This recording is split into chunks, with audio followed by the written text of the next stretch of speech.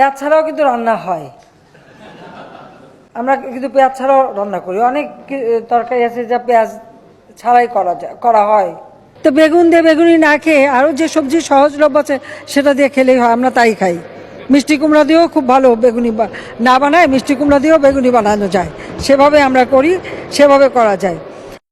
অনেকেই কিন্তু মাংস খেতে চায় না, মাংসের পরিবর্তে এখন কাঁঠাল, এবং এই কাঁচা কাঁঠাল, এই কাঁঠালের কাবাব হয়, কাঁঠালের বার্গার হয়।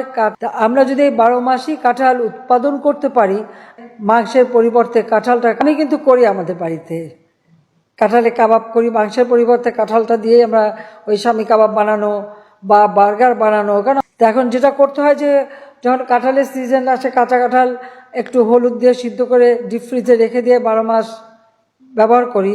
কাজে একটা জিনিস যেটাকে আমাদের জাতীয় ফল হিসেবে জাতির পিতা দিয়ে গেছে, এর কিন্তু কিছু ফেলা যায় না। বর্ষাকালে খুব স্বাভাবিক, বর্ষাকালে তো আর কাঁচা মরিচের খেতে কিন্তু কেউ মরিচ তুলতে যেতে পারে না। সবাইকে আহ্বান করবো এখন থেকে কাঁচামরিচ কিনে রোদে শুকায় রেখে দেন, বর্ষাকালে যখন দাম বাড়বে ওটা কিছু একটু পানিতে রাখলে কিন্তু আবার তাজা হয়ে যায়, আবার রান্না করে খাওয়া যায়। সহজ বুদ্ধি, আমি তো এটাই বলি, যেগুলি শুকায় রেখে দেন। টমেটো, অতিরিক্ত টমেটো হয়েছে বলছে কি করব, আমরা রোদে শুকায় রেখে দেন। পেঁয়াজেরও তাই, যখন উৎপাদন বেড়েছে পেঁয়াজ সংরক্ষণের ব্যবস্থা, রোদে শুকায় রেখে দেন। ঠিক আছে, এরপরে যখন ডিম বেশি পাবেন সিদ্ধ করে ফ্রিজে রেখে দেবেন, বহুদিন থাকবে, সহসা নষ্ট হবে না। সবকিছু বিকল্প ব্যবস্থা আছে। ডিম সিদ্ধ করে আপনি যদি জিপলকে করে ডিপেও রেখে দেন, ডিম ভালো থাকে অনেক দিন। রান্না করার সময় আরামে রান্না করে খাওয়া যায়, ভর্তা করেও খাওয়া যায়। আমরা রাখি, খাই দেখে বলি আর কি। এগুলো তো নিজের থেকে শেখা। আর পেঁয়াজ তো আছে, এখন তো পেঁয়াজের শুকনা পেঁয়াজ এসে যাবে বাজারে, সেটার ব্যবস্থা করা হচ্ছে। আমরা মাছে ভাতে বাঙালি, এই মাছে ভাতে বাঙালি হিসেবেই যেন আমরা থাকতে পারি।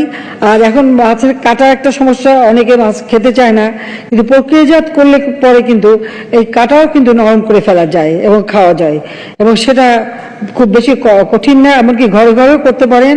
আপনারা যদি প্রেসার কুকারে মাছ 1 ঘন্টা 10 মিনিট সিদ্ধ করেন, মাছের কিন্তু কাটা নরম হয়ে যায়, মাছ মাছের মতনই থাকবে কিন্তু কাটা নরম হয়ে যাবে, এবং আপনারা সেটা বাচ্চাদেরও খাওয়াতে পারবেন, এতে কোনো অসুবিধা হয় না।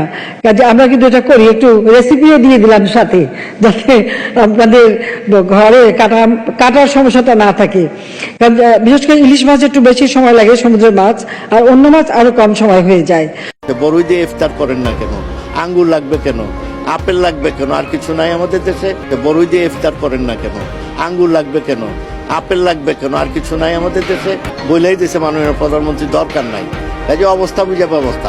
আমি বড়ই দিয়ে ইফতারি করব, আর তুই খেজুর আর আঙ্গুর খাবি। সাহস থাকে তো বল, খেজুর আর আঙ্গুরের আমদানি সিদ্ধ কর নিষিদ্ধ। আমরা সেই দিক থেকে খুব ভালো অবস্থানে আছি, আমরা তো সুখে আছি, ব্যস্ত আছি বলতে হবে।